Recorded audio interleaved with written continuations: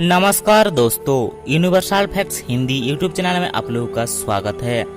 पिछले वीडियो में हमने जाना था कि डायनासोर के अंत के बाद हमारी धरती पर स्तनधारियों तथा पेड़ पौधों का विकास कैसे हुआ था। आज के वीडियो में हम बात करने वाले हैं स्तनधारियों के साथ साथ हम इंसानों का विकास कैसे हुआ था। हम जब भी इंसानों के इतिहास के बारे में बात करते हैं, हमारे मन में कई सवाल आते हैं, जैसे कि हम इंसान धरती पर कैसे आए थे, हमारा जन्म इस धरती पर कैसे हुआ था, कौन थे हमारे पूर्वज। इसी तरह हमारे मन में कई सवाल घेरते रहते हैं। तो चलिए आज हम इन सवालों के जवाब को जानने की कोशिश करते हैं। इंसानों के जन्म के बारे में जानने के लिए हमें पिछले वीडियो की कहानी में वापस जाना होगा, यानी कि आज से करीब 6.5 करोड़ साल पहले समय पर वापस जाना होगा। तो चलिए चलते हैं आज से 6.5 करोड़ साल पहले, जब पृथ्वी से एक एस्टेरॉयड की टकराने की वजह से पृथ्वी पूरी तरह से धूल के बादल से ढक गया था। इस भयानक विस्फोट से इतनी अधिक मात्रा में रेडिएशन उत्पन्न हो रहा था कि इसके 800 किलोमीटर के दायरे में आने वाले सभी जीव जंतु इस तबाही में अपना अस्तित्व खो बैठे थे। इस भयानक घटना से पृथ्वी पर वास करने वाले 25 किलोग्राम से ज्यादा वजनी जीव जलकर खाक हो चुके थे। इस महाप्रलय में लाखों की संख्या में जीव मारे जा चुके थे और पेड़ पौधे की सारी आबादी जलकर खाक हो चुकी थी। यहीं से डायनासोर काल का अंत हो चुका था। लेकिन यह महाप्रलय छोटी प्रजाति के जीवों के लिए सुनहरा अवसर लेकर आया। यह प्रजाति थे मामल्स, यानी कि स्तनधारी जीव। छोटे छोटे स्तनधारी जीव इस महाप्रलय में जैसे तैसे करके बच निकले, लेकिन यह भयंकर गर्मी से बचने के लिए उन्होंने अपना बसेरा जमीन के अंदर बना लिया और अपने आप को जीवित रखने के लिए सब कुछ खाना शुरू कर दिए। अब धीरे धीरे उस प्रलय को लाखों साल बीत चुके थे और अब धरती पूरी तरह विशालकाय डायनासोर से आजाद हो चुकी थी। धरती का मौसम एकदम सामान्य हो चुका था। पृथ्वी की सतह पर फिर से पेड़ पौधों का विकास होने लगा था और शुरुआत हुई एक नई दुनिया की। इस दुनिया में हमारे पूर्वज समय के साथ साथ विकसित हो रहे थे। यह आकार में पहले की तुलना में काफी बड़े हो चुके थे। इनमें से अलग अलग प्रजाति की उत्पत्ति हो रही थी। उनमें से कई सारे जीव जिनके हाथ और पैर हमारे ही तरह थे, उनके शरीर में धीरे धीरे बदलाव होना शुरू हो गया था और अब सीधे होकर चलने भी लगे थे। आज से करीब 4 करोड़ साल पहले पृथ्वी के वातावरण में लाखों तरह के बदलाव हो रहे थे।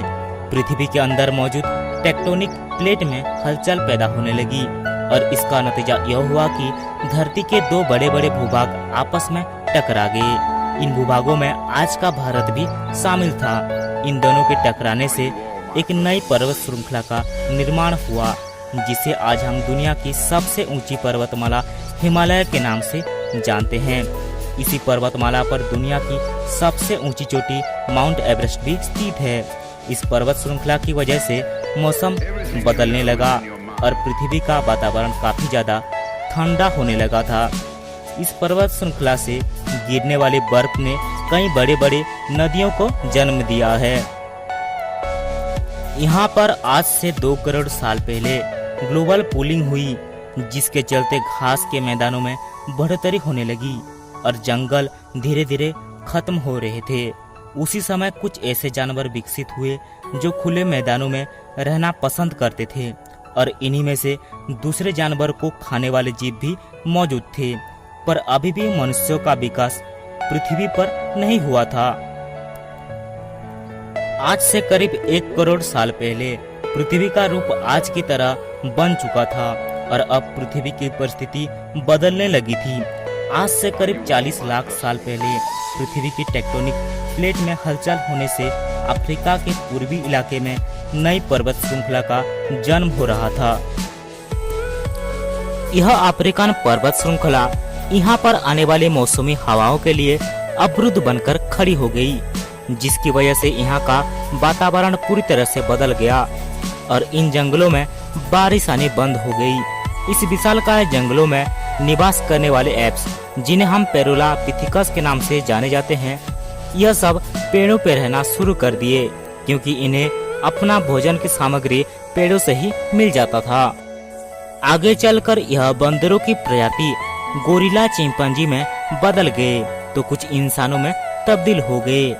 यह सब पूरे अफ्रीका में फैल गए थे, मगर समय बीतने के साथ साथ यहाँ पर अकाल की स्थिति आ गई।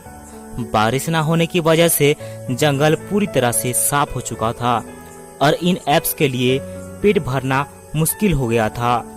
खाने की तलाश में इन्होंने पेड़ से नीचे धरती पर पहली बार कदम रखा था।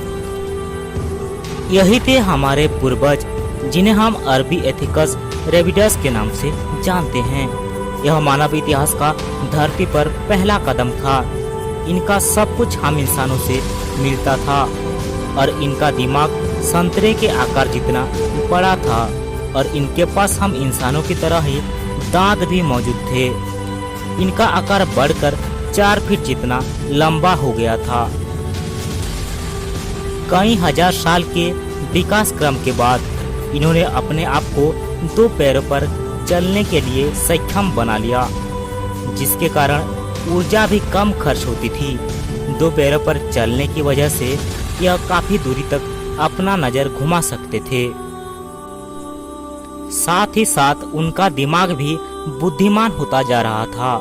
समय बीतता गया, विकास की प्रक्रिया लगातार चलती रही। हमारे पूर्वज अपने शरीर में विकास करते गए।